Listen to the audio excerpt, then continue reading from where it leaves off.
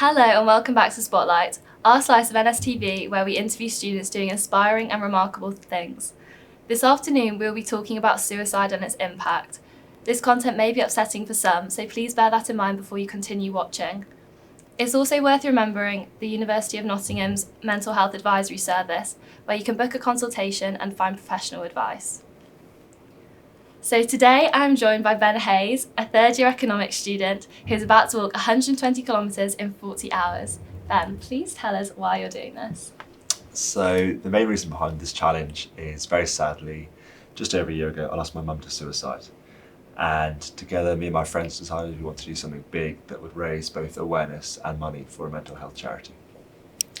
That's incredible. So where did the name Pennsylvania Plodders come from? So the part of Exeter that we're all from is called Pennsylvania.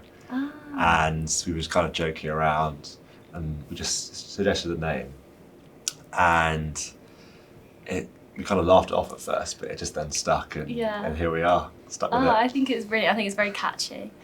So there's lots of mental health charities out there. How did you choose the Mental Health Foundation to raise money for? Yeah, as you say, there are loads. We had a look around and we decided the main thing we wanted to focus on is prevention. Mm-hmm. And we sort of realised that the Mental Health Foundation had a good focus on sort of prevention and research into mental health issues. And that's the avenue that myself and the other boys in my family wanted to go down. Would you mind sharing a little bit about your experience with mental health in your family, further background? Yeah, sure. So my mum had a long battle with depression. Mm-hmm. It all kind of came to light in 2013. So I was 12 at the time, and unknown to me, my mum was suffering with depression and attempted to take her own life.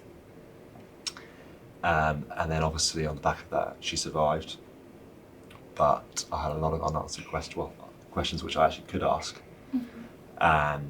And so we kind of then went through a few years of, obviously at the age of 12, I didn't really understand it, despite being able to ask my mum lots of questions. You know, I was still quite young and couldn't quite get my head around it. But then growing up, I had the opportunity to ask my mum lots of questions about it and really kind of develop an understanding.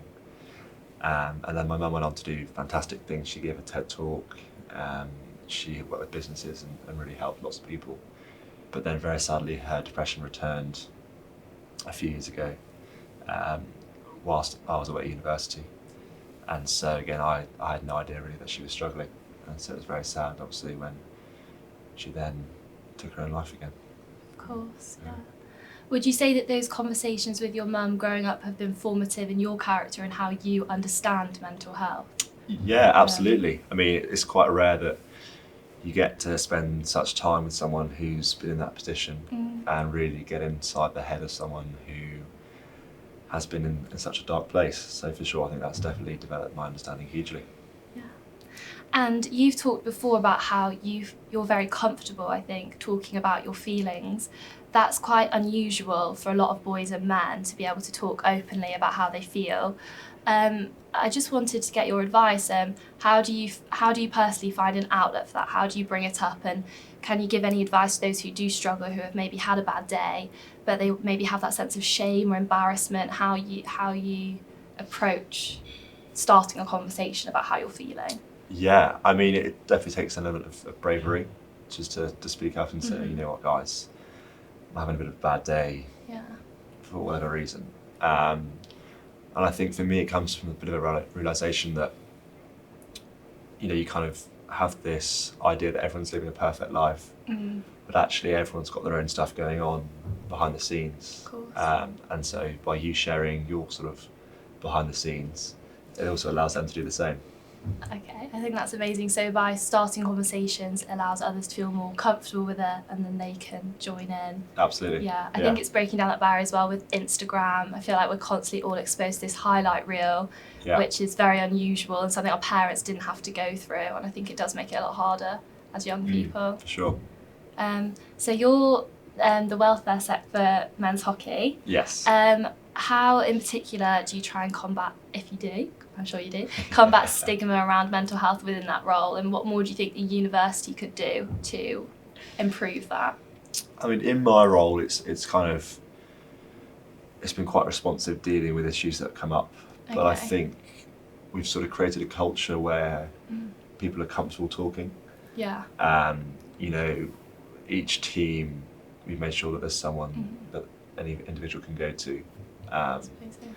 And I think by creating that culture, it just allows people to feel much more comfortable coming forward with issues. Yeah.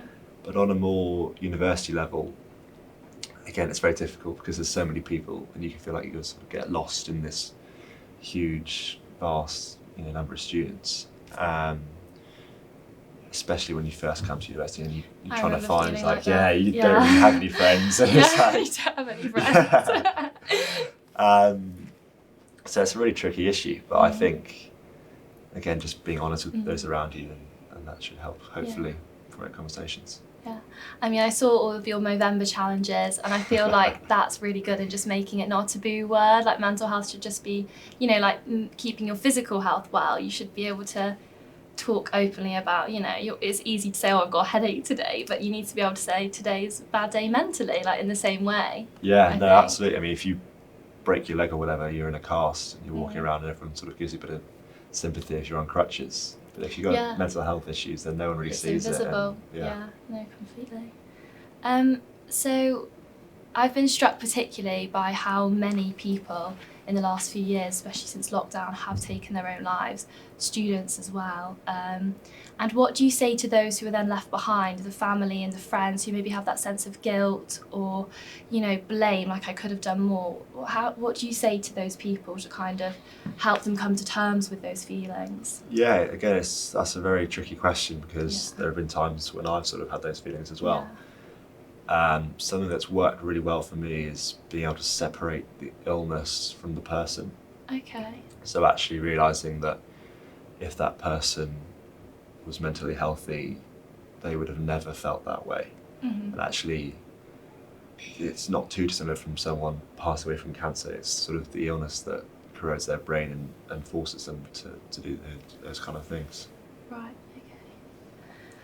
okay. So, taking us back to the walk, who have you dragged along to do this horrendous challenge with you? So, obviously, it's myself and my two good friends, Jamie and Charlie, who I know from home. Okay. Are they friends you've had since primary school? Or yeah, so I moved down to Exeter about 10 years ago. Okay. So I've known them since then. And then hopefully we're going to have a few people coming along the way. I know my dad's going to come along, my sister. And I think a few familiar faces are going to join us along the way, so it should be good. Brilliant. Yeah, have you got people waiting at the ship with pints for you? That's the plan, yeah. That is the plan. Yeah. It's the motivator. Yeah. So how long have you been training for, and how far have you walked until now? What's the furthest you've gone? So we announced the challenge in early January, so just over 2 months ago. And training, I found, it's been pretty good on the whole, but as a third year student, I haven't had huge amounts of time to go on long walks, much longer than a couple of hours here and there. Okay. So I haven't really walked for much longer than 3 hours. Okay. So it's definitely been a challenge. How far did you manage to get in 3 hours? That's about 15 kilometres. Okay. So not quite 120, but I mean, I've been doing a few longer runs as well. Yeah. Oh, yeah. And you're very physically fit because you do hockey as well. So yes, that helps. It's not quite couched 5K sort of situation. Yeah. I mean, I'm lucky that I've got a decent baseline fitness, but it's still definitely going to be a huge physical and mental challenge as well. Yeah. Well, people say you're not meant to run a marathon before you do one, but I feel like you're taking that to the next extreme. Yeah. Well, we'll see. Yeah. So how are you planning? I'm just curious. How are you planning to keep hydrated and fueled? Because you're not stopping, are you, for 40 hours? So we'll stop in terms of we'll have breaks for food. Right. But we're not sleeping. Not sleeping. Which is the big one. Yeah. But very luckily, Jamie's mum is going to come along in a camper van and meet us at different stops along the way. Yeah. But we'll carry some, water and snacks and stuff. But that means we can kind of give lots of our stuff to her. Yeah. Like the big food and layers and stuff. Yeah, so you have to carry, like on DAV, I think one of the hardest parts, you've got like 20 kilogram rucksack on your back, don't you? Yeah, thankfully we won't have that. Yeah, do you have those little, those camelback rucksacks with the little tubes? Yeah, we've got those. Excellent. And have you got like a playlist? Like, how are you going to keep yourself entertained for that long? Yeah, we've also thought about how on earth we're going to keep ourselves entertained. Okay. We do have a playlist. well, we're making a playlist at the moment, Wow. but hopefully the sort of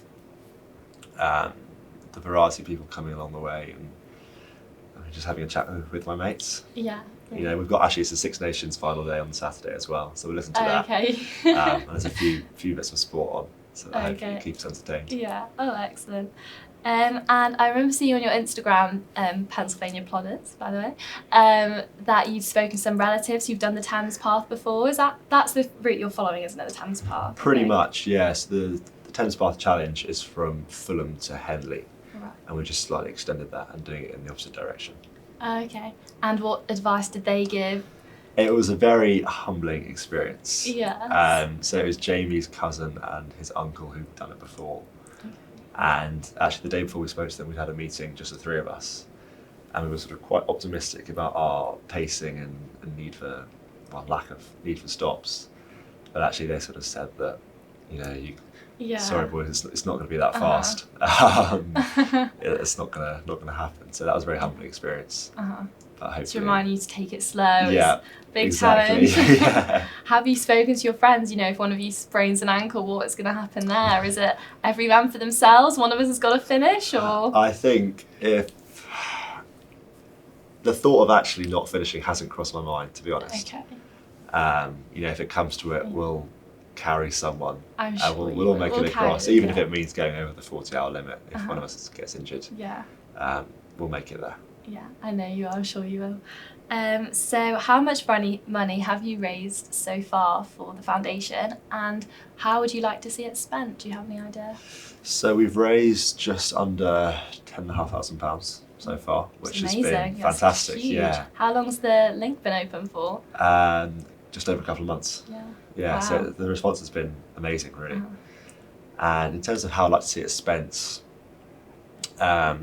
largely on preventing mental health illnesses, whether that be through, you know, community programs or research, but yeah, certainly more on the prevention side. And obviously the cure and the support side is fantastic as well, but we're sort of hoping that we can try and mitigate the damages before they even start. Yeah, completely. I think that's amazing how much you've raised.